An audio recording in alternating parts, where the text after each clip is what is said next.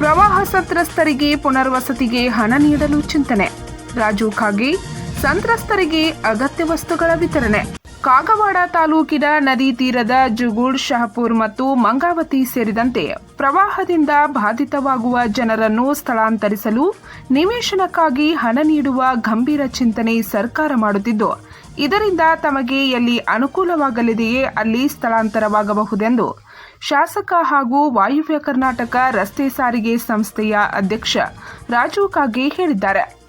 ಅವರು ಮಂಗಳವಾರ ದಿನಾಂಕ 30ರಂದು ತಾಲೂಕಿನ ಪ್ರವಾಹದಿಂದ ಬಾಧಿತವಾದ ಕೃಷ್ಣಾ, ಕಿತ್ತೂರ್, ಬನಜವಾಡ್, ಕಾತ್ರಾಳ್, ಮಂಗಾವತಿ, ಶಹಪುರ್ ಗ್ರಾಮಗಳ ಕಾಳಜಿ ಕೇಂದ್ರದಲ್ಲಿರುವ ಪ್ರವಾಹ ಸಂತ್ರಸ್ತರಿಗೆ ಬ್ಲಾಂಕೆಟ್ ಸೇರಿದಂತೆ ಅಗತ್ಯ ವಸ್ತುಗಳನ್ನು ವಿತರಿಸಿ ಜುಗುಳ್ ಗ್ರಾಮದಲ್ಲಿ ಮಾತನಾಡುತ್ತಿದ್ದರು.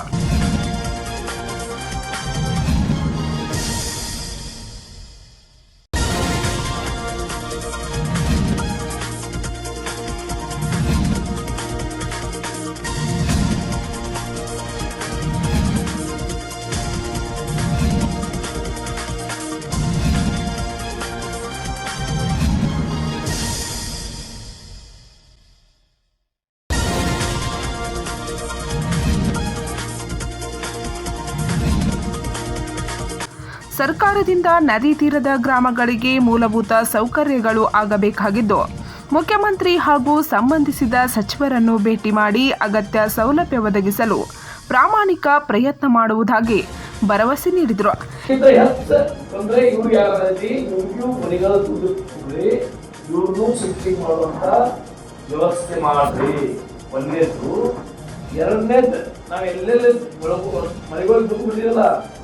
ಎಲ್ಲರೂ ದುಡ್ಡಿದೆ 30 ತಾರೀಕು ನಾನು ಮನೆ ಬಂದಿದ್ದೆ. ನಾನು ಅಲ್ಲಿ 2 ಸಲ ಆಚೆ ಬಂದಿದ್ದೇನೆ.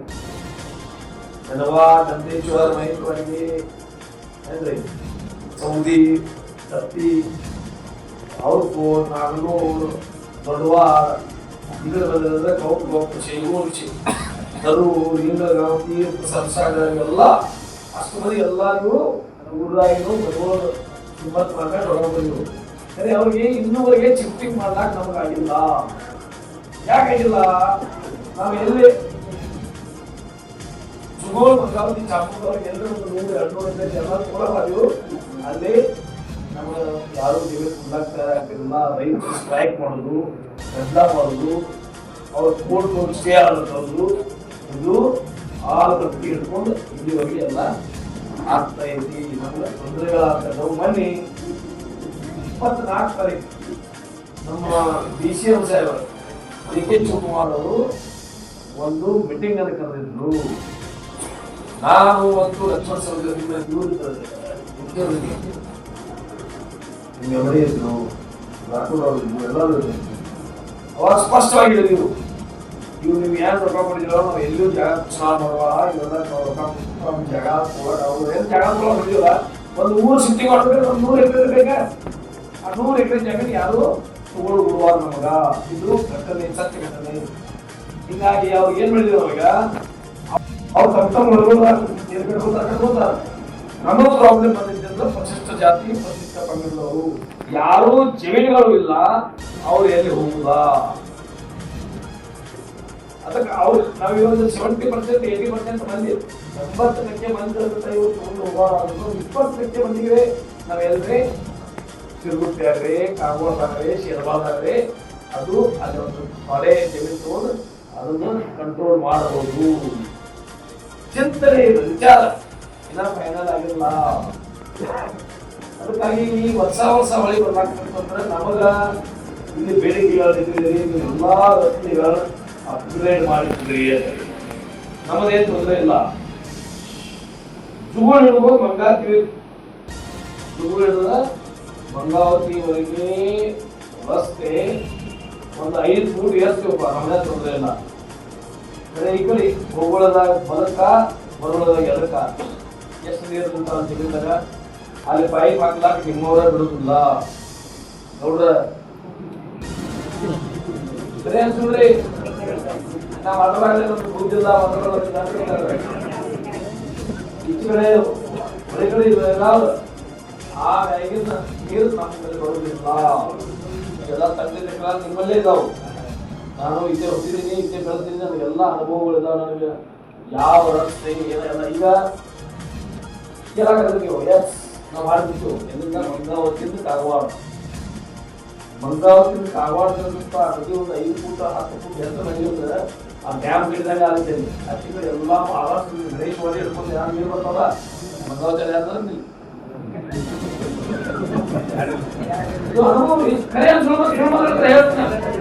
ಅಲ್ಲೆಲ್ಲ ನೀರು ವಾಸ್ತೇಕರ ಜಮೀನು ನೀರು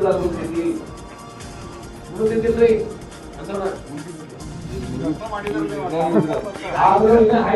ಇನ್ನು ಇದೇ ವೇಳೆ ಅನೇಕ ಮುಖಂಡರು ಮಾತನಾಡಿ ತಮ್ಮ ಅಳಲನ್ನು ತೋಡಿಕೊಂಡಿದ್ದಾರೆ.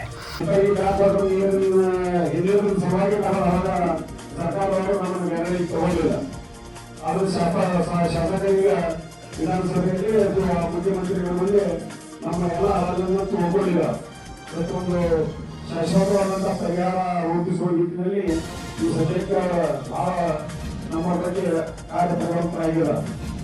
ಅದಕ್ಕೆ ಆ ವಿಷಯದ ಬಗ್ಗೆ ತಮಗೆ ಸಂಪೂರ್ಣವಾದಂತಹ ಮಾಹಿತಿಯನ್ನು ಹೇಳ್ತಾ ಈಗ ಸಚಿವರು ಬಂದ ಟೈಮಲ್ಲಿ ಅಥವಾ ಈಗ ಶಾಸಕರು ಬಂದ ಟೈಮಲ್ಲಿ ನಮ್ಮ ಕೆಲವೊಂದು ನಾವು ಬೇಡಿಕೆಯ ಮುಂದಿದ್ದೀವಿ.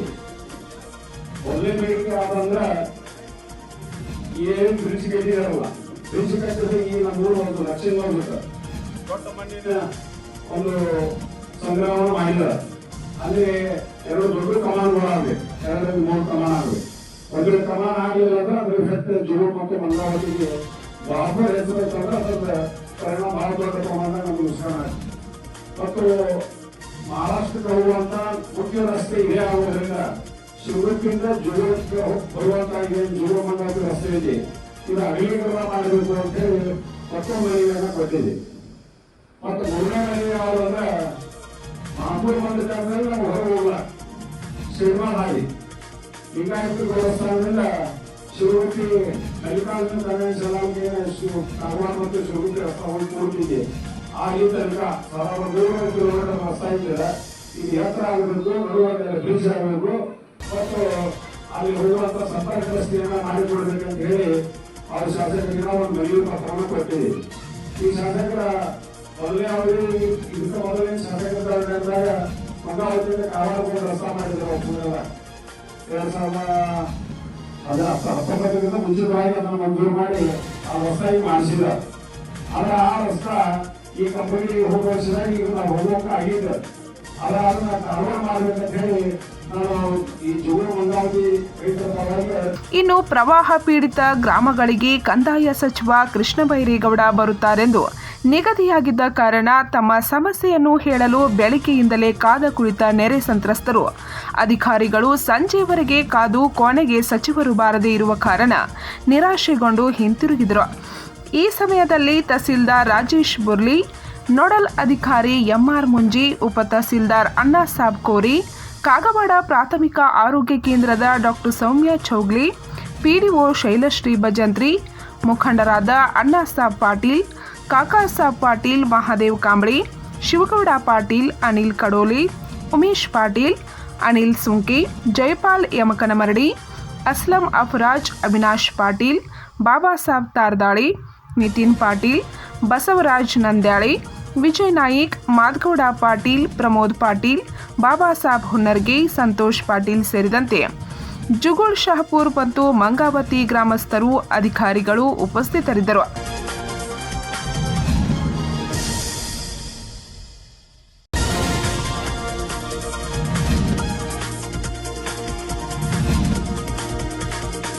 ಪಂಚ್ ನ್ಯೂಸ್ಗಾಗಿ ಜುಗುಳದಿಂದ ಬಸವರಾಜ್ ತಾರ್ದಾಳೆ.